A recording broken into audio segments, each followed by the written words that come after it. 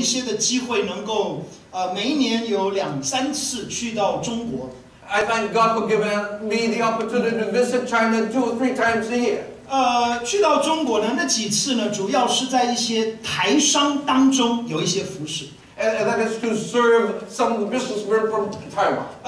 我们知道现在这个两岸就是很多台商，台湾人就到上海、到昆山、到东莞这些地方，在那边开工厂。And a lot of businessmen from Taiwan would go into China, in Kunshan, in Shanghai, and to open up business. 那在这些地方呢，都有一些所谓的台商团契。And they would have the Taiwan Business or Merchants Association. 那我每一次去呢，他们都会说：“戴牧师既然你来了我们希望就可以让几个信主的台湾人呢，让他们能够趁你来的时候呢，你给他们施洗。” So they would then tell me that.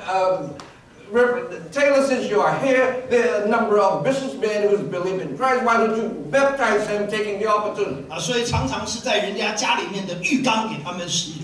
So a lot of times baptize them in their house, in the bathtub. 我想我在浴缸给人洗礼的次数远远的超过在一个比较正式的一个洗礼池给人家洗礼的次数。And I've baptized more people more times in a bathtub at home than in church. 我已经是相当专家了。And I'm really special. 上衣裤子都不会湿掉。And I will never get my clothing wet. 当然呢，洗礼的人是全身都是了。Those who got baptized, they were all wet. 但是我们常常有一个习惯， And we have a habit. 就是他们受洗之后呢，我们希望他们能够讲几句话。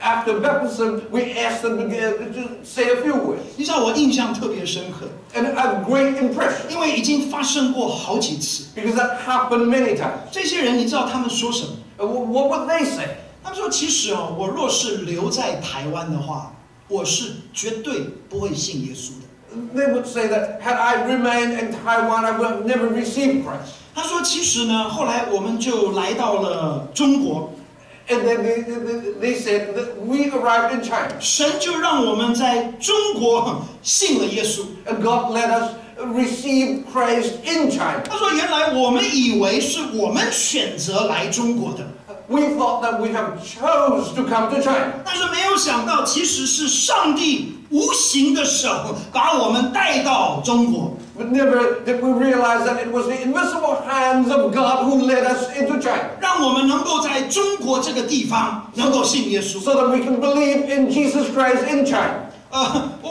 他们做这样的见证，留给我很深的一个印象。 And they left a great impression in me once they gave this 这个 testimony. 我十分的相信，在我们当中大概也有这样的人。 And I believe that some of us are similar. 若是我们留在中国的话， Had we remained in China, 我是假设大部分我们当中的都是从国内来的。 I assume the majority of us came from England. 但是我碰到了也不少，真的是在国内要他信耶稣，不可能的事情。 I've met so many people that they will not believe in Jesus in China. 至少从人的角度是好像不可能的事情。 From the perspective of man, that seems impossible. 后来就来到了加拿大，或者来到了北美， Then they arrived in Canada or in North America. 有机会就认识了耶稣， And they have the chance to get to know Jesus. 就发现来到这个地方其实不是一件偶然的事情， And then they discovered that it was not accidental that they came to 而 this 是 place. 上帝无形的手把你带到了北美这一个地方。 They realized that the invisible hand of God led them to North America. 对了，当然从人的角度是你的学业成绩让你有机会来这边求学，我当然知道。 Surely, from men's perspective, it was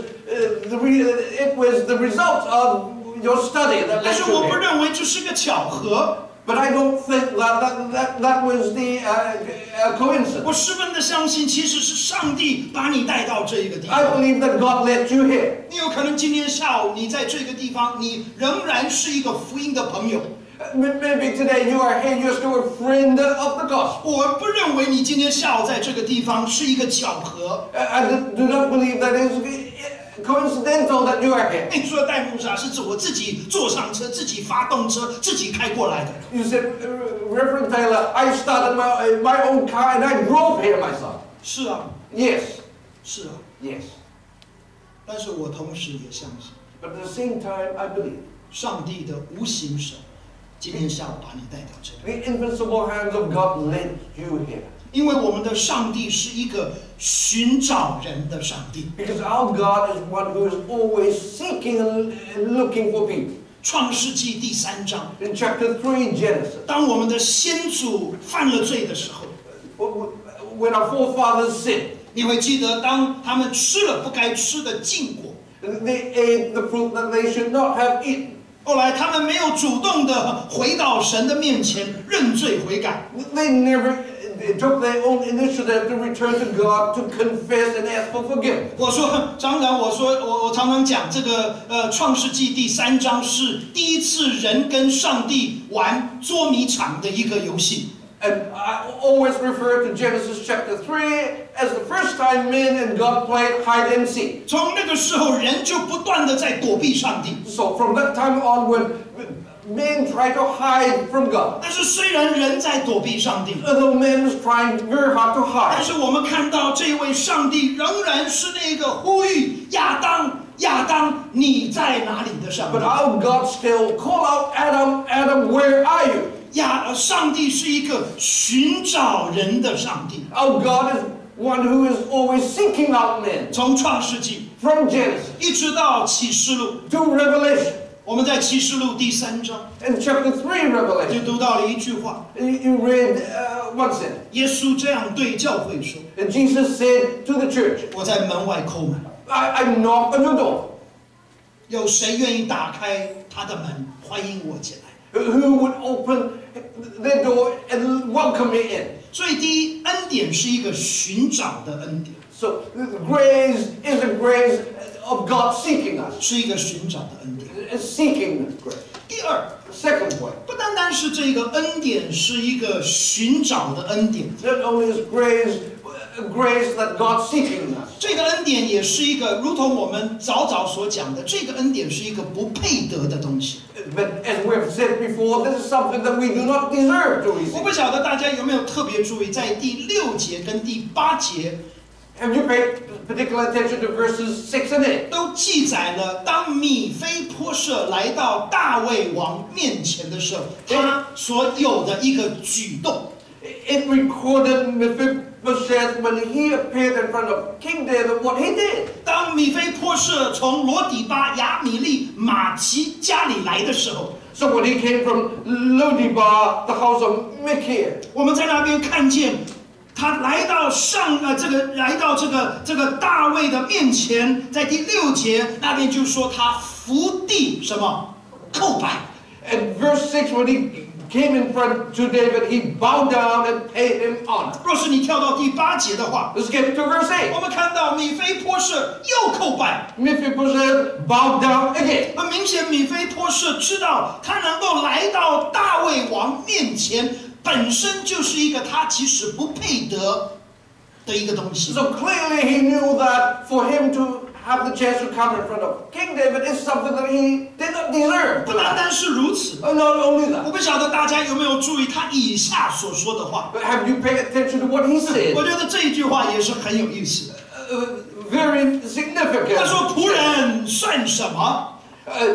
What is your servant? 他很清楚知道他在王面前是一个不配得的一个仆人， So he knew clearly that in front of the king he was a servant who deserved nothing. 但是他不仅是称自己为仆人。 Not only did he refer himself as a servant. 我不晓得大家有没有特别注意第8节怎么描 Verse 述？ 8.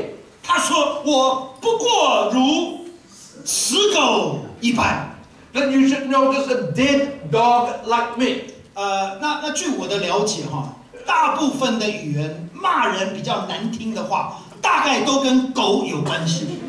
And my understanding is that in most languages, words that you use to rebuke people always use words similar referring to dog. 至少在英文里面，大概都不是跟狗有关，就是跟狗的孩子有关。 So you related to dogs or the children of dogs. 实在是不应该讲，因为你们现在头脑都往那边去想了。I should not have said that because now you are thinking about all those. 其实犹太人呢，他们也觉得狗是很脏的一个动物。The Jews thought that dogs are dirty. 不像我们有可能有一些人家里面很喜欢养狗。Not like us. That some of us really like. 犹太人是不养狗的。The Jews they don't raise dogs. 因为狗是很脏的一个动物。Because dogs are very dirty. 就是养的话，绝对不能在家里面养。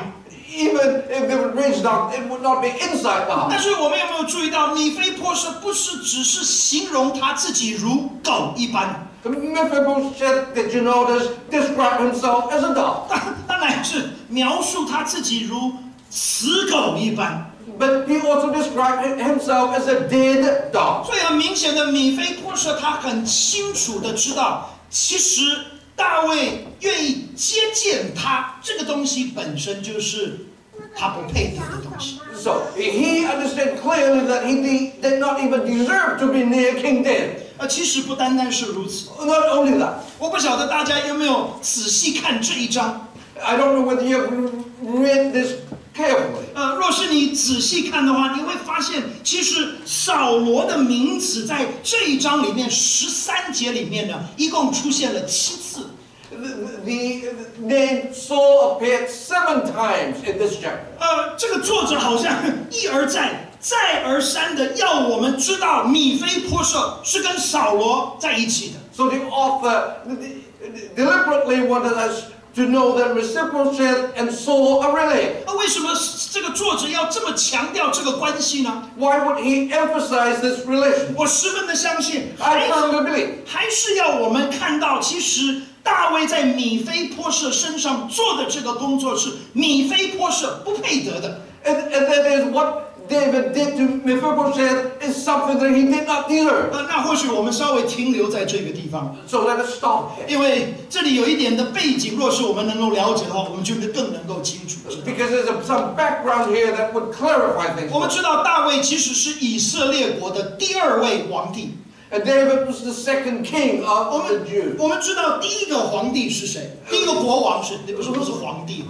第一个国王。Who was the first king? 我们知道是扫罗。That's Saul. 我们也知道，其实后来扫罗跟大卫的关系也是非常的紧张。But they have the relationship has a lot of stress. 知道到最后面呢，扫罗也想尽了办法要把大卫杀死。And Saul tried every different ways to kill David. 那照当时的习俗 ，so according to the tradition, 其实我想我们中国人这个一听就懂了哈。So we Chinese we would understand. 因为当一个新的国王上任的时候，或者做国王的话 when a new king took on the throne, 他一定第一做的事情 the first thing they would do 就是把前面皇帝家里面所有的人都一律把他们灭尽。And that is to destroy everyone related to the previous king. 因为只要那个国王有一个这个后裔的话，这个新的国王呢，他的这个王位呢就保不住。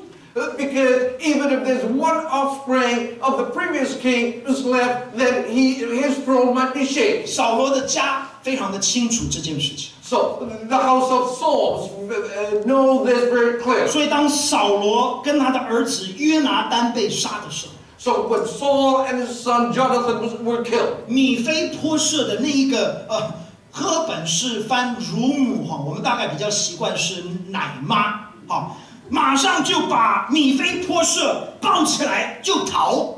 So the maid looking after Mephibosheth took him and escaped. 为什么会逃呢？ Why would they try to? 因为知道完蛋了，这个米非波设一定是死定的。Because she knew that Mephibosheth will be killed. 所以我们在这边看见，其实亲爱的弟兄姐妹们，这里的恩典是一个不配得的一个东西。So, dear brothers and sisters, we could see that this grace is something that we do not deserve. 若是配得的话，就不是恩典。Because if it's something that we deserve to receive, then it's not grace. 若是配得的话，就是功德。Because if